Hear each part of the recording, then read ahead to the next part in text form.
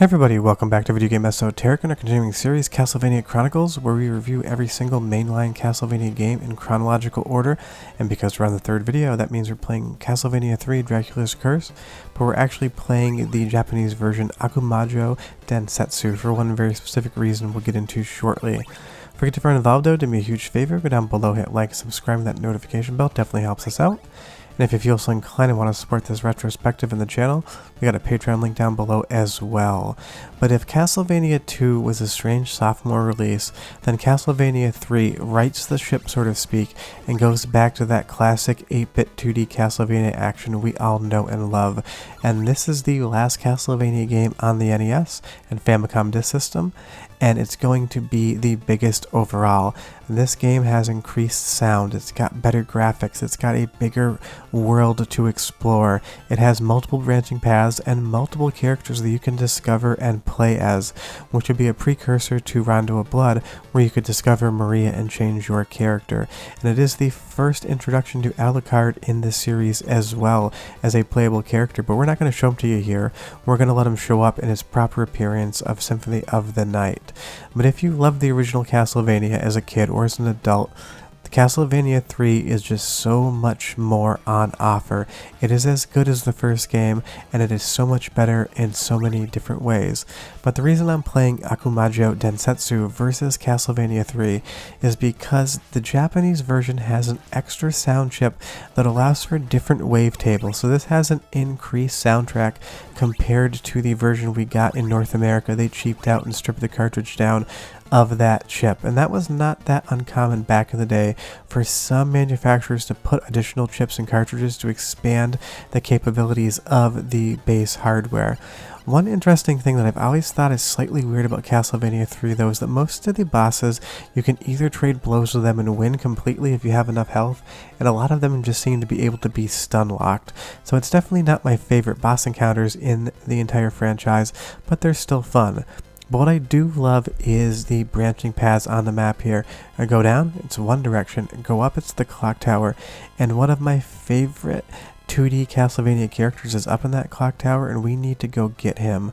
But compared to the original Castlevania, the graphics and sound are dialed up to 11 on this game, and I love the color palette they've chosen. Those pastel kind of like teal greens, that vibrant purple in the background almost feels regal, because of course Dracula's colors being red, purple being another color of royalty, and what is Dracula if he's not the Prince of Darkness? But this game definitely slows you down in spots as well and takes some of the enemies away. This entire screen here is just jumping on these pendulums, and that was impressive graphically for the NES era. Those sprites moving around like that was no small feat back in the day. And of course it's not a clock tower if there's not a Medusa head, and again just iconic things that occur in the Castlevania franchise. You have to have a Medusa head, she's got to be in the clock tower, and if it's on the NES, you got to be able to miss jumps and die super easily. But right here, there's this ogre looking guy, and we need to beat him because he's not technically an ogre.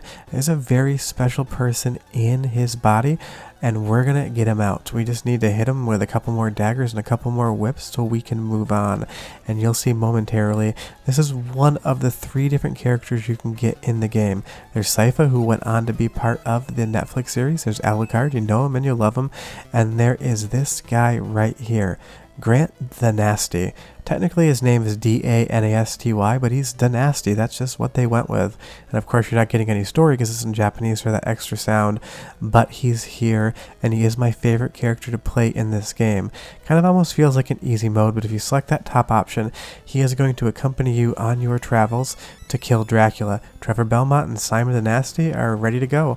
But the soundtrack of this game is epic as well. It's some of my favorite music. So listen for like 45 seconds and I will be right back.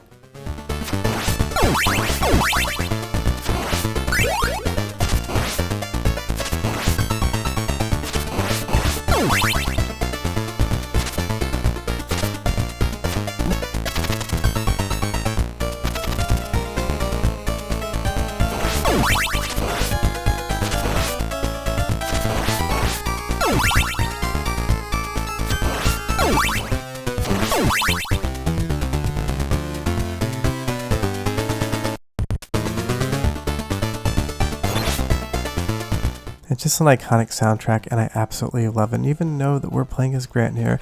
This is the first instance where Trevor Belmont shows up in the franchise, or if you're playing the Japanese version, Ralph Belmondo.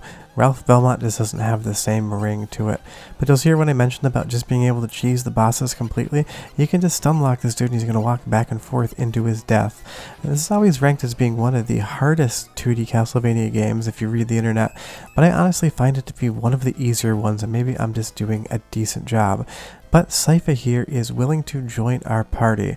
Well, let me tell you, if you're playing this game, there's a right way to play it and there's a wrong way to play it. The right way to play it is to make sure you keep Grant the entire time. The wrong way to play it is to do anything else. Honestly, that's just a joke. Pick whatever character you like. I just always have enjoyed Grant as I've since a kid, and I'm going to keep him right here. But moving on to do this pirate ship right here, this haunted ship. Don't jump off the wall with Grant because he loves to do that.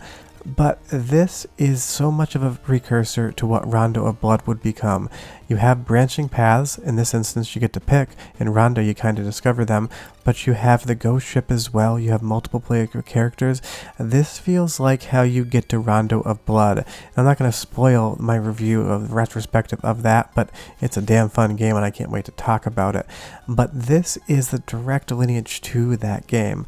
But what it does have that a lot of other Castlevania games don't do as much, or honestly as well, is the platforming sections. If you miss a jump in this game, it's because you missed the jump. It doesn't fight you in the same way that the original two Castlevanias did, and it even slows you down to play with these kind of physics puzzles, those seesaws there that change direction based upon how you're putting your weight on them. But with Grant, you can also just skip entire sections of the level and move on because he can walk up those walls there. Now, if I do have one complaint about this game, it's just that in a lot of spots, not only does it recycle bosses from the original Castlevania on NES, but it also shows you the same bosses in more than one spot in the game. We obviously fought the mummies there, an iconic character, but as this little spirit goes over to inhabit the other grave, you're going to see a boss that we just saw earlier in the video.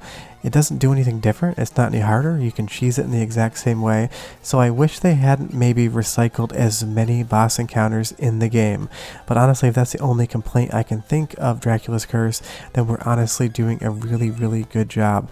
But again, this game has spectacular music, and it's probably my favorite on the NES, so listen for another like 30 seconds or so, and I'll come back and tell you more about how you get from Castlevania III to Rondo of Blood. But enjoy!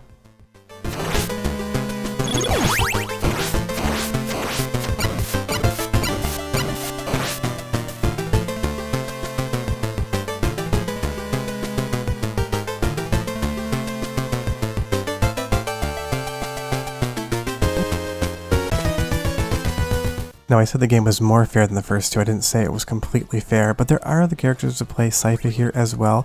I've never cared for her or Alucard. Brant is my man, but it is still fun to pick and choose how you want to play the game.